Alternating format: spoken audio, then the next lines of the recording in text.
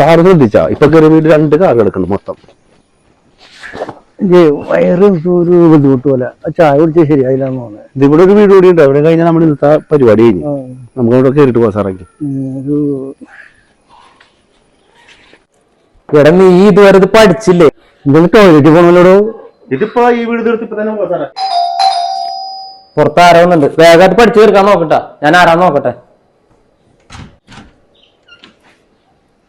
ആരാ? ഞങ്ങൾക്ക് പഞ്ചായത്ത് സെൻസസ് എടുക്കാൻ പോകുന്നതാ. ആ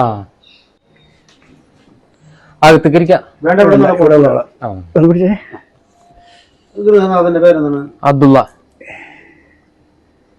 സ്ഥലം എത്ര സെന്റ് ഉണ്ട് മൊത്തത്തില്? 5 സെന്റ്. വീട് എത്ര സ്ക്വയർ ഫീറ്റാ? 1200. കിണറ് ഉണ്ട്. എത്ര ബെഡ്റൂം ഉണ്ട്? 3 ബെഡ്റൂം. ബാത്റൂം എത്ര ഉണ്ട്? ബാത്റൂം 2 പുറത്തുണ്ട് പുറത്തുണ്ട്. അതെവിടെയാണ്? അതവിടെ. ഞാൻ പോരാട്ടെ.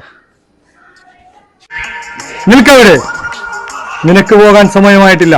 എനിക്ക് പോകാൻ സമയം താനാണ് തീരുമാനിക്കണം. എന്നെ ധിക്കരിച്ചു പോയാൽ നിന്നെ ഞാൻ നാണം കെടുത്തും. പോയില്ലെങ്കിൽ അത് കേട്ടാ നാണക്കേട്. നിന്റെ പോക്ക് നാശത്തിലേക്കാണ്. അല്ല, ഞാൻ കക്കൂസിലേക്കാണ്. പുള്ളി അങ്ങോട്ട് ഓടിപ്പോയത്.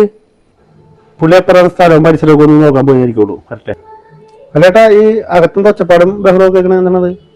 അത് ഞങ്ങളെവിടെ നാടകത്തിന്റെ റിഹേഴ്സലൊക്കെ നടക്കുന്നുണ്ട്. അതിന്റെ ഒരു ഭാഗമാണ്. നോക്കി സാർ.